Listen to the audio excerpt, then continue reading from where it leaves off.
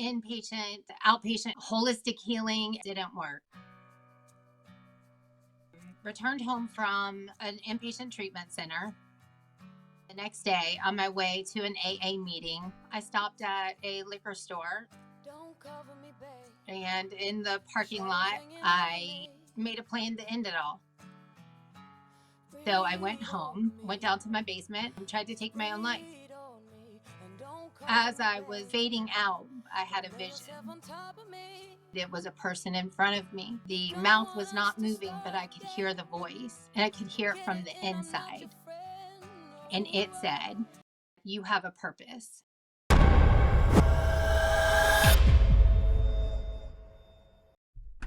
Hey everyone, it's Dan. I just want to take a minute here and check in and let you know what's been going on behind the scenes, because I know some of you have been wondering why we've been running reruns. Donna and I have been deep in the work. Donna's been developing a project that we're really excited about. While we haven't launched it yet, we've been quietly laying the groundwork, building partnerships, applying for grants, and getting ready to bring this offering to the communities that need it most. At the same time, I've been working on new sponsorship and grant opportunities to keep our mission moving forward. I'm proud to say we just signed a new 2-year agreement with our largest sponsor yet. More will be revealed soon.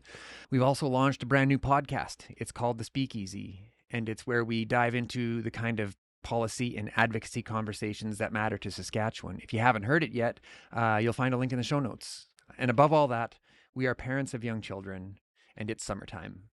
Family first, we don't just say it, we live it. So yes, the content flow may have slowed a bit, but only because we're building something bigger behind the curtain. Thank you for sticking with us. Lots of fresh episodes are on the horizon. If you want to follow along with our life, you can check out my Daniel Unmanageable Facebook page and also check out Project Sparky on Facebook. Melissa's story is definitely worth another listen. So have a wonderful day. All right, what's going on, everybody? That was tonight's guest, Melissa Gissy Witherspoon. I'm Daniel Unmanageable, and this is Hard Knocks Talks, coming at you from Saskatoon, Saskatchewan, Treaty Number 6 territory and the traditional homeland of the Métis people. Let's bring in Melissa. Hey, Melissa. Hey, guys. How are you tonight? I'm doing great. I'm so excited to be here and connect with all of you guys. I'm really, really excited. Yeah. Mm-hmm. We had a great time before the show. We were having fun trying to get the camera in the right spot, and I was giving her shit, and she was not understanding why. And then there's 2 cameras. You'll see there's 2 cameras tonight, and Melissa was having quite a good time with the 2 cameras. I'm always entertaining myself and whoever else wants to listen in.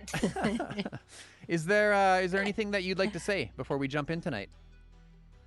I'd just like to thank you, Hard Knocks Talks, for all of the work that you do, putting into providing a place of unity for everybody in the recovery community to come and learn a little bit about each other and have a fun environment to be together. We talk about all the time that connection is so important in recovery, and you provide it, and I couldn't be more grateful for it.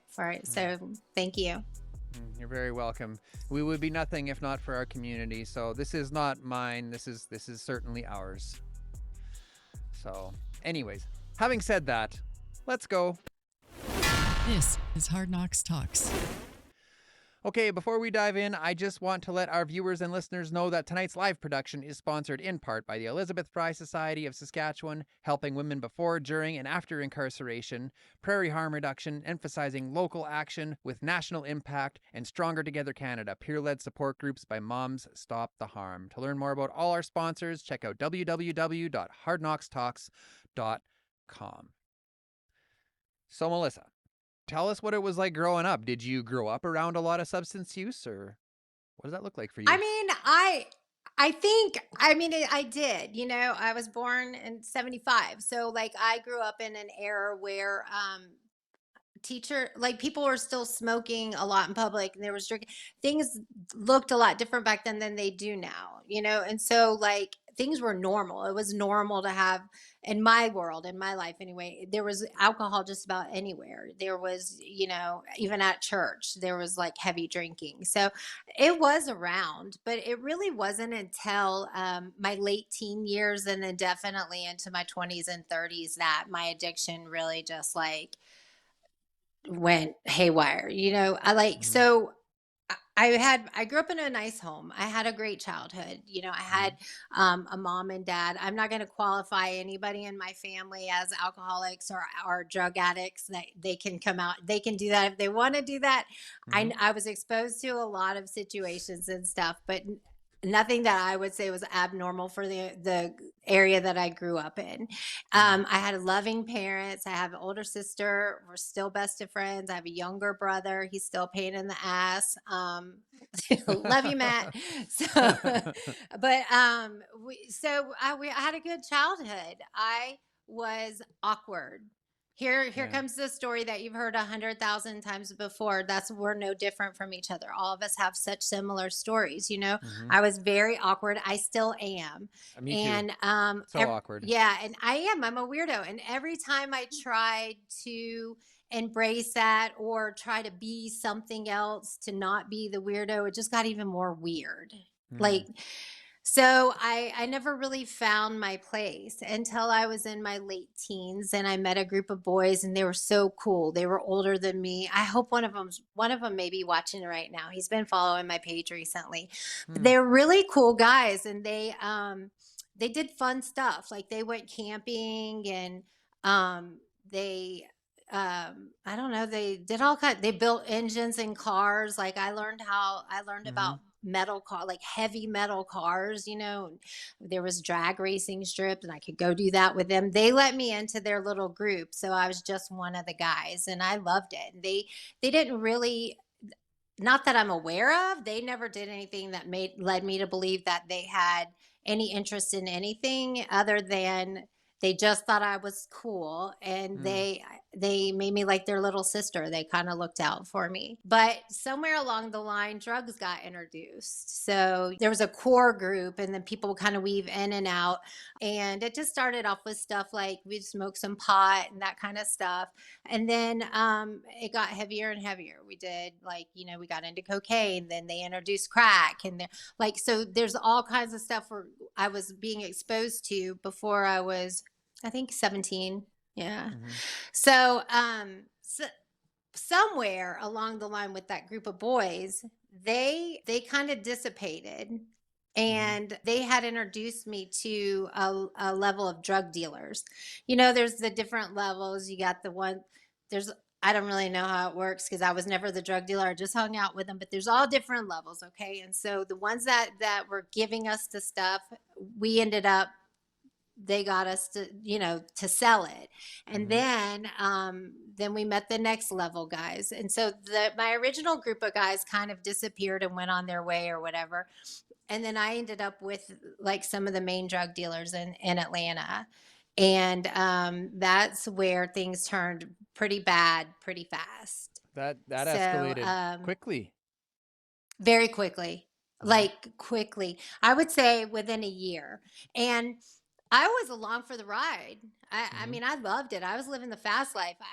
I was like my parents were Catholic. We went to church. Like I had a normal, like I was in the suburbs. I was very vanilla. I had Mm-hmm. HBO and I would stay up late at night and sneak and watch like, I That's don't like know, that's movies and stuff. like a level of like hierarchy. If like you have HBO, you're like you kind of made it or what? Yeah, no, it's that was my only exposure to like cuss words and drugs Oh, and okay, like okay. boobs. Yeah. I was like, that's how I figured some stuff out was watching that stuff because that kind of stuff wasn't talked about in my house. My mom was like a Mm. nun. Okay, so, Mm-hmm. so my mom and dad were high school sweethearts. I didn't come from a lifestyle of fast and all of that, but I sure found it and I loved it. I was VIP at clubs. I had a fake ID, Mm-hmm. hanging out at strip clubs. We would go down to do drug runs and go down to Fort Lauderdale and to Miami from Atlanta. And they would give us these cars, probably stolen, to go down in, and we just had the time of our life. I dropped out of high school, Mm-hmm. and I just didn't have any responsibility. So I ended up becoming a runaway. Like my parents tried. I think they were kind of spun around in a whirlwind. Like, what just happened? Where's our daughter? Like, how did they didn't understand because they've never experienced that life, right? But they're like, how did this happen? And I was mad at them because every time I would want to do these things, they would try and hold me back from it. And so I was Mm-hmm. like, go screw yourself. I'm out of here. And I ran for it. And so I was homeless, kind of jumping from house to house. And I was cute. I was a pretty little girl. I had started coming into my own, and Mm-hmm. so that I learned quickly on that could get me.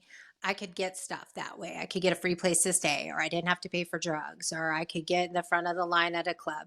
So I started staying with these drug dealers, and then it wasn't very long, maybe within a couple of weeks, I wasn't able to leave, and I was held there. And I talk about it more in my book. Unlike the guys that I originally started hanging out with, these drug dealers had the intention for human trafficking, and so I became a victim of that. And fortunately for me, I was not in that situation for very long. There was a raid, there was a drug bust. They had contacted my parents and said that they knew where I was and that they had planned on rescuing me. And so they did. And shortly after that, I went home. This is where my seed of addiction was planted.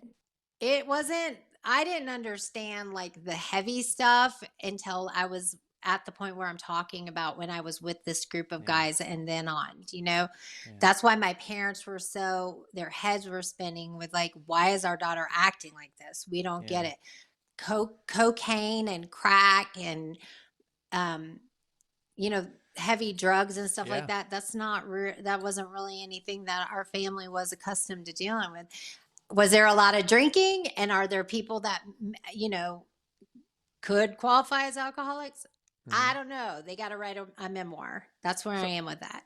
so when so when you first came into contact with these substances, what was it like for you? Were you like were you nervous, or I was it loved like it. was you like just give me all the drugs like right away? Yes. Yeah. Yes. Like yum, yum, yum, yum, yum. Yes. Yes. Uh-huh. I loved it. Where do you I think that loved came it. from? And I don't know. Probably, I have no idea. I've actually never thought about it before. I'll have to dig into that a little bit. I I loved it. And not only did I love it, I loved how, maybe this is it. That's Mm. a good question. Maybe this is it. I loved how I could do just as much, if not more, better than the guys around me. I think Donna's got something. Matt, She's sitting over here. She's like, yeah, I get that. I get that completely. Yeah. But I'm kind of curious, like when it was initially presented to you, was there any fear? Like, and why I'm asking this no. question is because I often, think back to like the Just Say No campaign and This Is Your Brain on Drugs Oh, yeah. campaign and all that kind of Yeah. stuff. Like, did you buy into that stuff at all? Or was it just like, man, that's bullshit. I'm going to do this anyways because of Yeah, maybe people no, it's around you were? bullshit. I'm gonna do it anyway. Yeah, Okay. no, listen, I was prime age for the Just Say No, the Reagan. I'm like that was they were pounding it into us left and right. There was a commercial with an egg in a frying Oh yeah, pan. we This had is that your up here brain too. on Yeah, oh yeah. drugs. Yeah. Yeah. Okay. So it didn't matter. Like where I felt so good about the choices that I was making doing that. And once I started doing it, it was so fast and so strong. And I was so good at whatever this lifestyle it was that I all of a sudden was in. And my Mhm. mind, I was so good at it that I had no regrets at that time, even to the point when I had gotten myself into the situation with the drug dealers. It didn't, and it never crossed my mind that I wish I would have, not run away. I wish I had.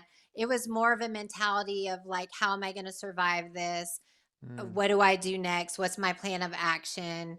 And then once I was rescued, how am I going to cover this up, make it go away, and never talk about it again? Which is exactly what I did. So you're coming home now. You came home to your parents' house Yeah. after all of these things went wrong. From what you just told me, it sounds like you were still like none of this is my fault. I've got this. I'm in control. When you are a victim of physical and sexual abuse, which Mhm. is what happened to me when I was in that condo on Powers Ferry Road. I write about it. I went into a protective mode. So my denial was a form of protection of what Mhm. happened, and I tucked it away so deep that it wasn't even until maybe 20 years later that I realized that that was the actual thing that was still eating me alive. But then by then, I had had 2 decades of alcohol and drug use that had choices and circumstances piled onto it. So Mhm. I had recovery was a lot of work for me because from 17 to 40 something, I had abused people, drugs, alcohol, and so it was a long road. But that Mhm. was the turning point for me, because I didn't want to ever deal with that pain of that, and I took responsibility for it. Like at some point I was like, well, you did this to yourself. That's what you get. Nobody needs to know. It's not, Mhm. we're not going to talk about this. You can be anything that you want to be. And I would just try and reinvent myself. And pretty much every 4 to 6 years, I reinvented myself. What did your parents have to say when you came home that first time? So my dad never knew about the extent of what happened. My mom did, but she didn't know to the level that my counselors and people that I've actually opened up and did some healing with know about. She knew that things had happened. I believe the police, probably a detective, probably told her some stuff and helped her get in touch with counseling. And she took me to counseling, and I kind of faked it through it. I would go to counseling because I knew that's what I was supposed to be doing, but I didn't want to talk about it. It didn't happen. Mhm. I had already sealed it away. The mind is a powerful thing. So you Yeah. tuck something away and it didn't happen. Why am I going to sit in front of some stranger and talk about what didn't happen? So I would Mhm. go in and I would give them a hard time, and I would be a little smart ass, and I would work my way through the meeting.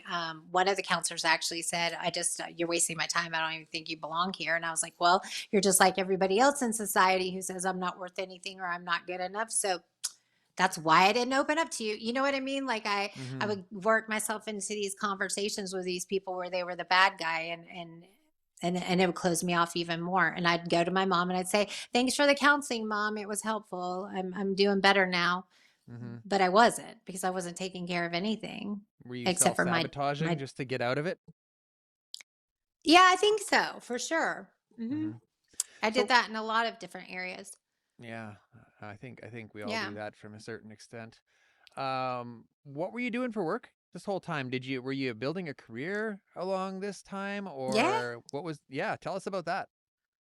Yeah, so well, when I was younger, I was in the bar and restaurant industry. That was a perfect place to fuel my addictions, and be up all night and sleep all day, and have that be acceptable because I was making money doing it, right? Then eventually I met my first husband. I got pregnant and we got married, and I decided he was still in college. I decided I needed a way to provide for our family. I needed health insurance. I needed something more stable than I didn't want to be 9 months um, pregnant with no way to have a baby or take care of the baby. So my idea was to go into property management. I was a high school dropout I mean, obtained my GED now, but back then I didn't have more than a 10th grade level education.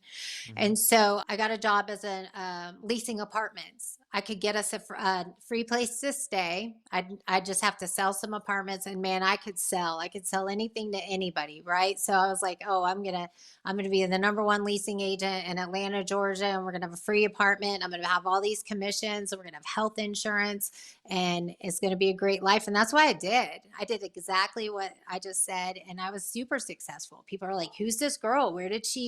where'd she come from? How does she, and I made a Mhm. name for myself in the property management industry. What was it Yeah. that brought you into recovery? Let's talk about that. I think I mentioned earlier, I had like this a cycle of like 4 to 6 years. I would bottom and then I would rebuild my life. I became very good at rebuilding. And then I would kind of like plateau out. And then I would bottom out and then I would run. What do they call that? Fight, Fight or flight, flight. freeze, Fight, whatever. fight, I'm a flight, or runner. freeze. Yeah. So I'm a runner.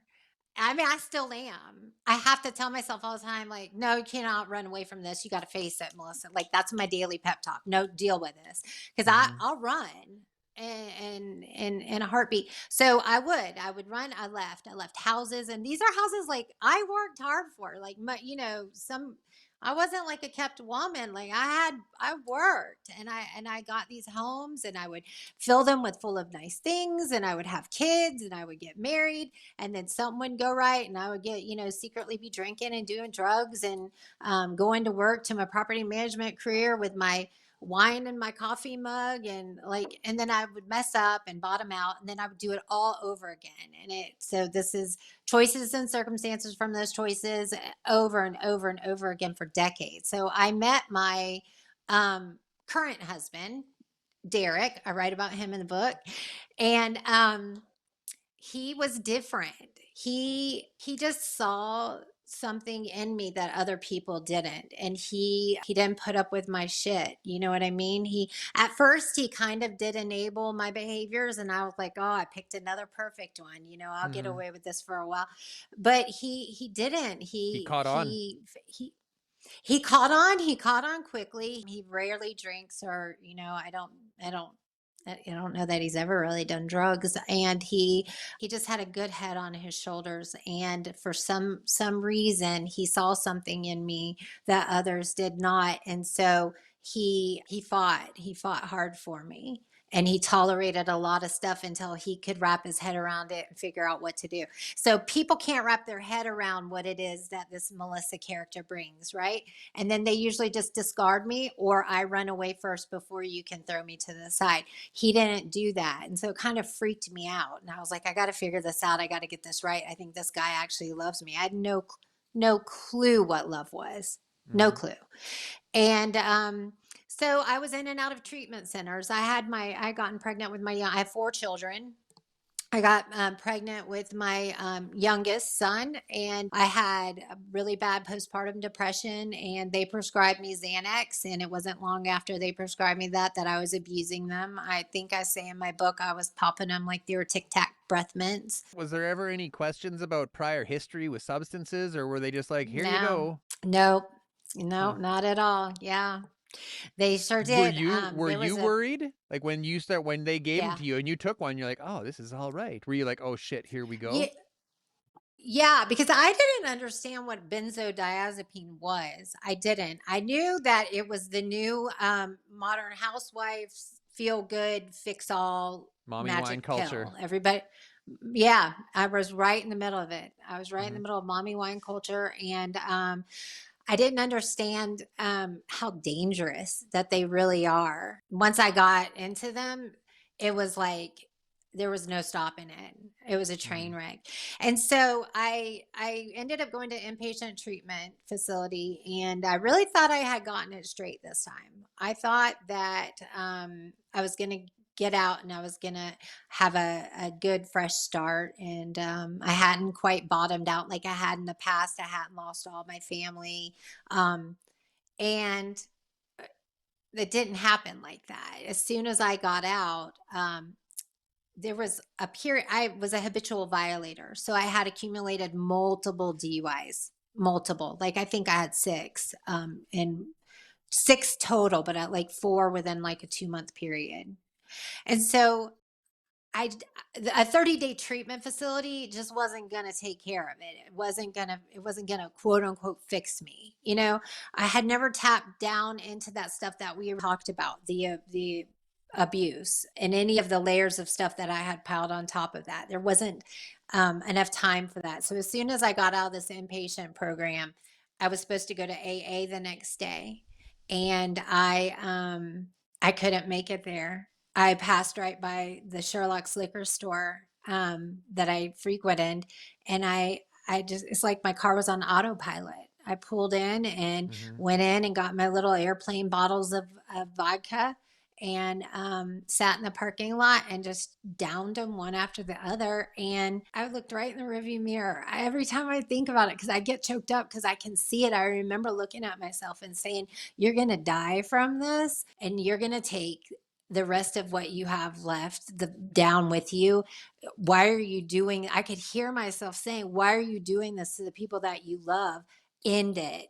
Just go end it. Don't make this drunk, you don't make this a long death. Just go fix it now. And so I did. I went straight home, and that's when I tried to take my own life. I went down to the basement of our house, the unfinished basement of our house, and tried to commit suicide. I can still remember it like it was yesterday. It was almost 10 years ago. But what happened was, as I was fading in and out, I was praying to God, like, just take me. Like, what are you waiting on? Why is it taking so long for me to die? I'm Catholic. I pray to Mary. I was begging her, please take me. I'm done. And I looked up. I was fading in and out, and I looked up, and I saw a figure in front of me, and it was the most beautiful experience that I have ever felt in my entire life. The figure was telling me, you have a purpose.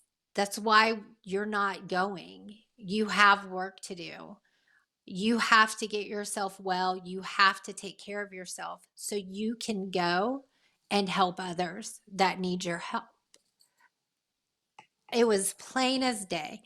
People think, well, you were like on a lot of medication, you were drunk, you were down in your basement, you slit your wrist, you're fading in and out. Maybe I was smoking cigarettes left and right, maybe it was the smoke from the cigarettes. It was right in front of me. The mouth Mm-hmm. did not move, but I could hear it. And I could hear it not in the way that you and I are talking right now. I could hear it inside of me. And I had the biggest hug. That's the only way, an inside out hug. It's the best way that I can describe it. I was hugged from the inside out.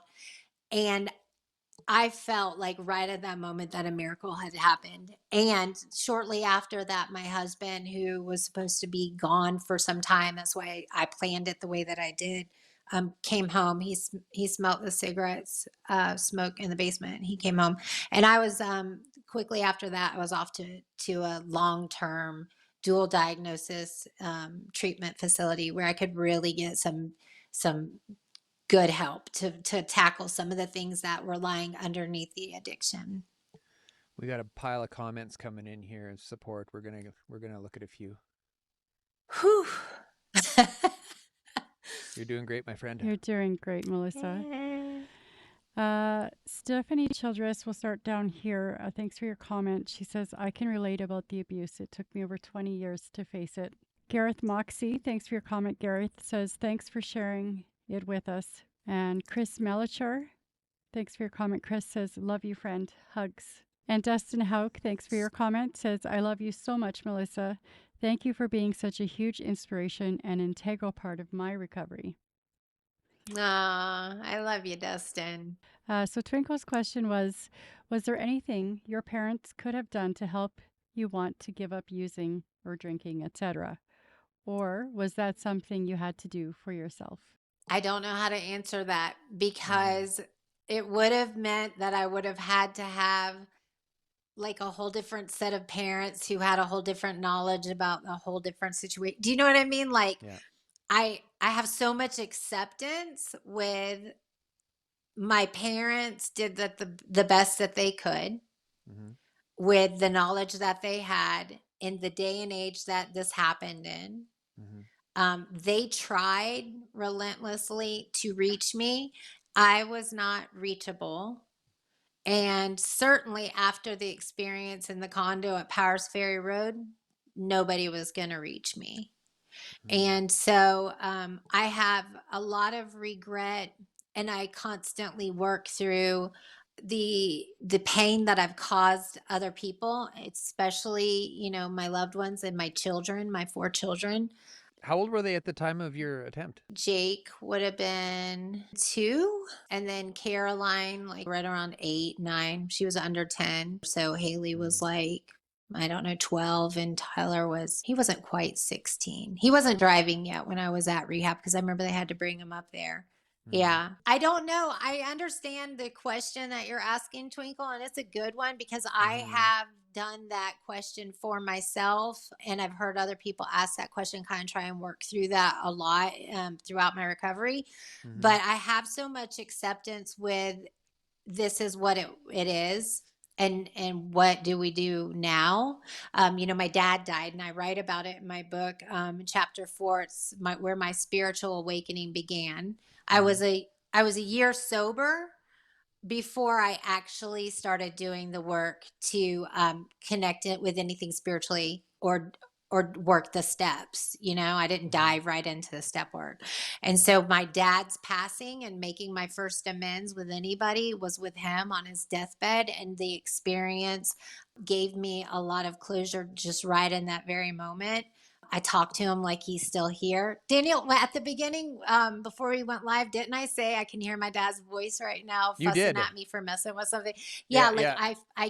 I carry him with me. That's what I believe, that he's here, and he's proud of me, and he can see. I feel like his death pushed me into what it is that I'm doing with Sober Now and with writing.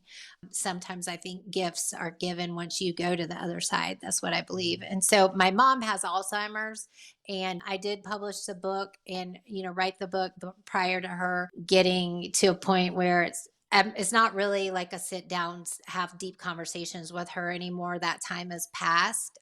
So I feel like we got to have some important conversations before that. So I have acceptance. That's a long answer, Twinkle, but it's, that's my authentic answer. Yeah. I don't see it any other way because that's the way it was. What was it like leaving the treatment center? Like you went in there, had you found a level of surrender when you walked through those doors, or did it take you some time and some programming to find that space where you could accept that things needed to change? No, I'm stubborn. I'm a stubborn pain in the eye. My You are big in head good is also company, a my hard friend. head. Yeah, I'm stubborn. And now I've got boogers because I was crying. I'm so sorry. So, Well, now the people in the I, audio will know that too. Otherwise, they wouldn't have. Okay, good. Great. So I just sharing's caring. So the surrender, like I said, I think really I was in survival mode. After you see something like I witnessed on the floor of my basement, like I I didn't want to challenge that. You guys, this ain't some cartoon or made up show. Like, this is the real deal. I know what I saw. Either you're convinced by what I'm telling you or not. It was real, and it enough that it still moves me when I talk about it. And it scared me. It scared me because I recognized that there was something greater than myself that I was going to have to answer to. And so I better start investigating that. I didn't know what the heck that was. I didn't know how the heck I was going to do that, but I knew I couldn't do it laying on the floor of my basement or hiding in the closet, popping bottles or pills. I had to go away and be somewhere safe and have somebody kind of coach me or give me some tools to figure out how to do that. And so that's what I did. When I was in rehab, my daughter was taken from me. Caroline, I write about her in the book. She was taken from me. So I had that experience while I was in in rehab. I had a phone call that my dad was going to die pancreatic cancer maybe before I was able to get out. Was facing 2 years in prison for being a habitual violator. My husband wanted to take my younger son and leave and go to North Carolina, which is where he went, but I came with him. I'm here now. So I had a lot of stuff to face. I wrote about that too. Like, not everybody's going to have that pink cloud of recovery you hear about. I had a lot of digging a hole to dig myself out of. And maybe that's why my spiritual awakening didn't happen until a year or so into my recovery, because I was just so busy with a spreadsheet of stuff to do. And I mean, it was, you want to talk about rigorous work. It was hard work. And Yeah. it was from sun up to sundown. So I was terrified. I was terrified to leave recovery and go back. The recovery world, the rehab was my bubble, a safe Yeah. place, and I had to I go can relate back to into that. all that mess. Yeah, and then Yeah. my husband, who's not wasn't in recovery, so he just didn't understand. Maybe sometimes still doesn't fully get it the way that we do. He had all these resentments and stuff. I had to walk back into that. It was terrifying. Yeah, it Yeah. was scary, but I So did it. tell us about your spiritual awakening. And like, so you talked, you mentioned before you're 12 stepper. Did the 12 Yeah. steps have something to do with your spiritual awakening? It did, because by the time that my dad was on his deathbed taking his last breaths, and I was making an amends with him, or trying my best to make my first amends, because I didn't really know what I was doing at that point, I had come to believe that God was a real thing. Like, I accepted God as my higher power. When I first came out of rehab, I just still didn't really know. I was talking at him, not to him. Mm. Like, this is what I'm sober. This is what I get. Like, I was fussing at my Ma- higher power. Like, Making deals? I don't know that I was making deals anymore, but I was like, come on. Like, where's the payoff? Because I wanted that instant Mm. gratification. So I you was thought doing you what I were was supposed God? to be. Yeah. Yeah. Yeah. And I was. Yeah. And I Yeah. was. No, really, it's sad Hmm. because I still was not outside of my own self yet. I had Yeah. not accepted that there was somebody greater than me. So I was still calling the shots. And he's Mm. like shaking his head, like, no, girl, you're going to have to bottom out again. Let's do Yeah. this. No, but so I think like, I think there was a situation when my dad was dying that happened that showed me. I like how my relationship with God, he knows what I need to get my attention. It's really cool. And I know I like where I'm practicing a communicating with him enough that I'm at a point that I recognize it a lot sooner when he's doing that for me. So I don't Hmm. have to play this whole manipulative game that I used to in the past. I can be like, oh, okay, you want me to do this? And I will follow you. Let me give it a Mm. try, even though it makes absolutely no sense. You're God. I'll do it. So, You don't but critique his way anymore? sometimes I didn't want to write a Sometimes? book. Yeah. I didn't want to write a Okay. book. Yeah. I didn't. I was like, you're crazy. Like, what are you talking about? Go find somebody that has an You told education. God he was crazy. Yeah, I was like, you got the wrong one. Yeah. I did. I was like, I'm not. I would turn my head, and he'd be like, you're writing a book. I'm like, no, I'm not. And then Yeah. another person would tap on my shoulder and say, you should write a book. And I'm like, no, I should Hmm. not. Like, I was still, Hmm. yeah, even then, at like 6, 7 years in, I was still arguing. But there was a moment with my dad on his deathbed where there was an exchange of using knowledge from my past behaviors, old addict behaviors. I had known something about morphine and where to place it in his mouth that it would bring him instant relief, where he was at a point where he couldn't really swallow water or anything anymore, but he was in pain. And I was in a DUI court program where I was being drug tested, and I shouldn't have been anywhere near it, but it was just instinctive to get it and to put it where it needed to go. And I realized at that moment that I was bringing him comfort and helping, like, assisting with easing him into his transition to his next place. Um, that I could use mistakes and behaviors from my past to do for good instead of bad. And so that that's when it made sense what was told to me on the basement floor. Mm. That was the first sign that I was on the right track. So it kind of propelled me forward, and then it was nonstop from there. I was all in. I wanted Mm. to know what was next and what had signed me up. What do I have to do? So Yeah. when you're talking about using your past experiences for good, do you ever wonder if maybe God walked you through some of those experiences so that you could move forward and help others?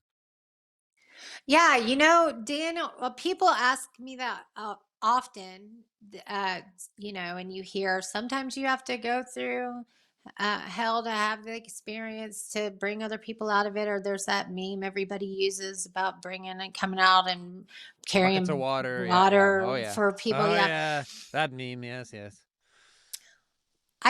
I don't know how that all works. I Hmm. don't I don't know. I wish I did. I'm a know-it-all. I'd like to say that's exactly why that happened. I have a hard time doing that though, because I do believe that a lot of my life and where I was led to was not by God. It was by my own free will.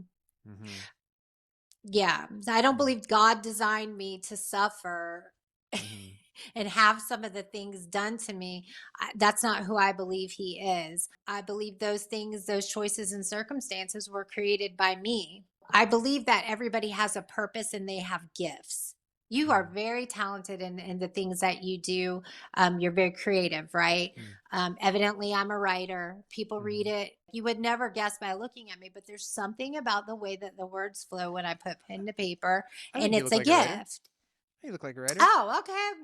What do you think, Donna? Oh, you know, I agree. I Hmm. hope so, because I am now. But you know what I mean? Like, so that is a gift that I Hmm. have. I said, oh my gosh, even I like that. I have no, and then somebody can sing a tune. I can't sing to save my life. I do it in the shower and I do it in the car as loud as I can, but it's not my gift.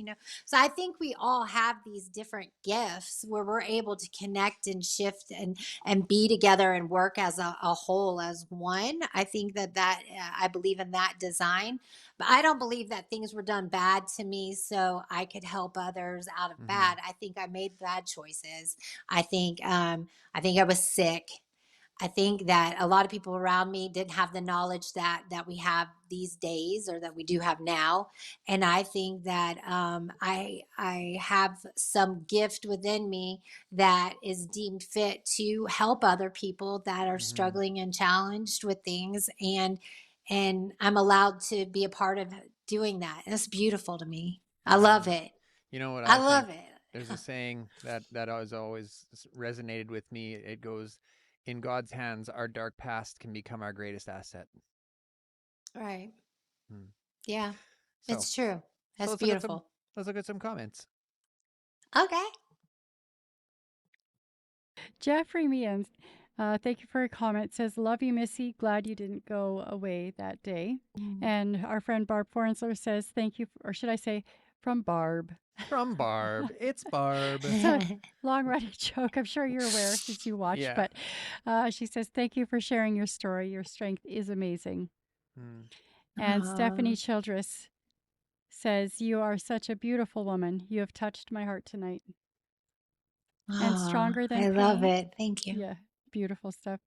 And Stronger Than Pain says, Hard Knocks Talks is bringing hearts and voices to light. I was drawn here. God did that. Hmm. Aw, that's wonderful. I love Hmm. you guys. Hmm. I love all of y'all. I really do. I'm so grateful to be here. I'm telling you, on my page all the time, people are like, thank you for sharing, or thank you for that message. I think we made a joke earlier on the intro about like how I do brush my teeth in the morning and I get these random thoughts and I hear that voice. Yeah. You need to share this with somebody needs to hear it. And I'm like, oh, okay. And then I'll get in the car before I go into work and I'll share the story. And then people say thank you. But like for me, the connection, it's everything to me. Hmm. I don't want to be alone. I don't want to do this alone. I had a really lonely life. Connecting with all of you guys and sharing hope with each other is the most amazing thing. I feel like Hmm. every day I won the lottery. Every time I talk to somebody or hear a story or connect, it's the best thing. Yeah.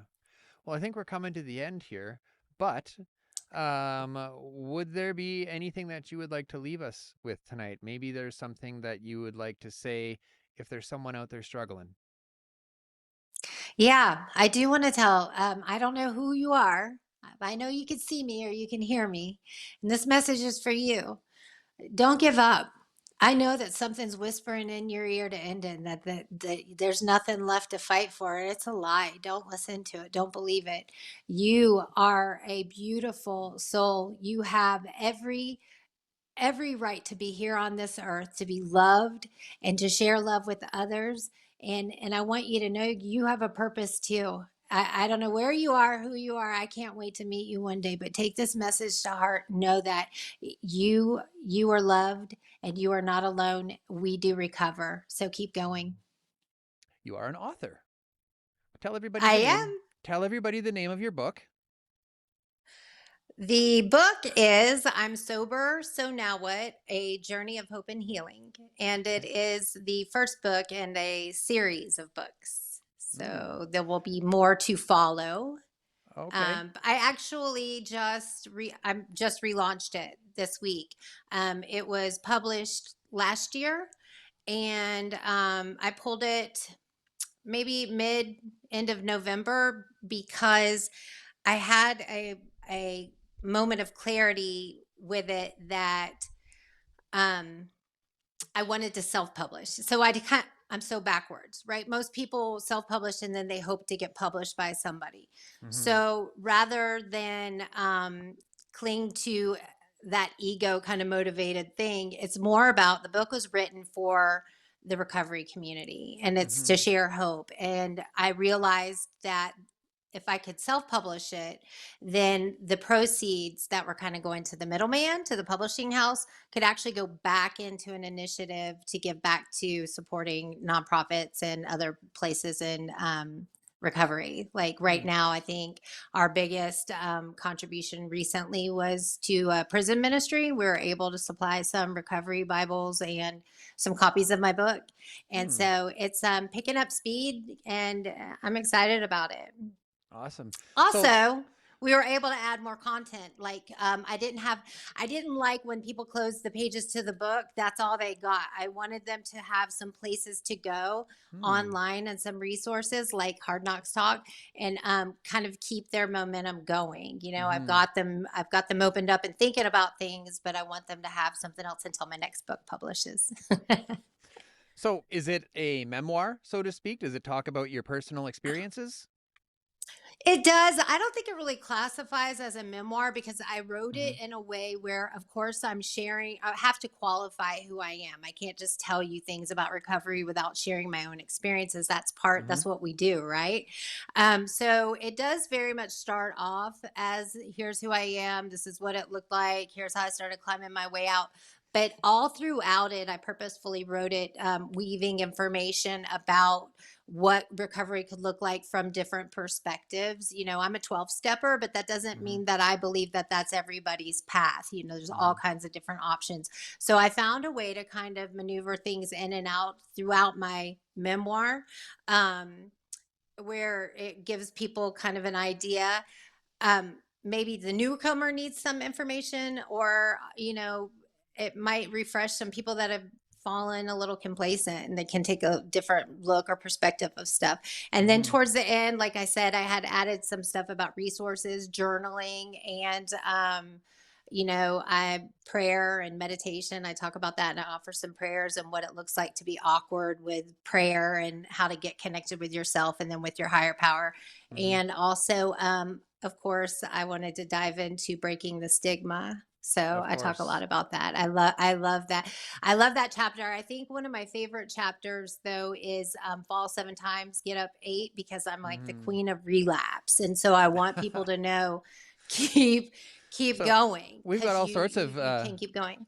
All sorts of kings and queens coming on. A few weeks ago, we had the opioid king of Fresno, and then a couple weeks after that, we had the meth queen of Saskatoon, and now we have the queen of relapse. So like we're just dripping in royalty. So where can people find you? I'm at Sober Now on Facebook. Sober-now. Sober-now on Facebook. I'm on Instagram, sober.so.now.what. Sober, so now what? Sober Now was taken.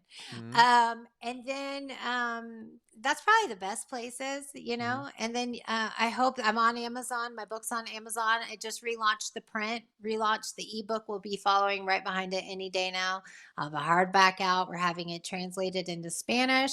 It's the first book of a series. I'm going to be writing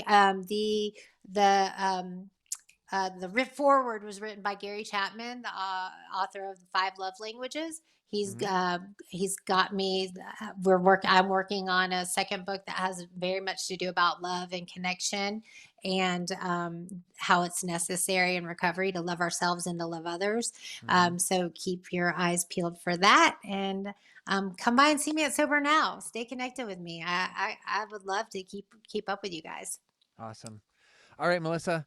Thanks so much for joining us this evening. Thank you for sharing your experiences and your strength and hope with us. All the best wishes with this book and the ones to follow. You ain't seen the last of us. We'll be right out there with you in Facebook land and wherever else the path leads. And yeah, that's it for now. So take care, my friend. Thank you, guys. Thank you so much. I love y'all. I love you, Hard Knock Socks. Thanks, Donna. All right, if you're getting something out of what we're doing here tonight, you can find all our audios on Apple Podcasts, Spotify, Google Podcasts, or wherever you listen to podcasts, or live and interactive right here on Facebook and YouTube. Thanks for watching, everybody.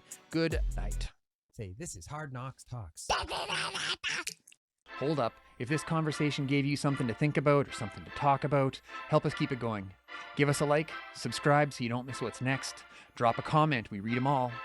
And if you're listening on Apple Podcasts or Spotify or wherever you listen, leave us a rating and a review. It helps more people find the show. Before you go, check out another episode. It boosts the algorithm and helps us reach more people who need to hear these stories. That's it for now. We'll be back soon with another dose of lived experience and Hard Knocks Talks. Say, this is Hard Knocks Talks.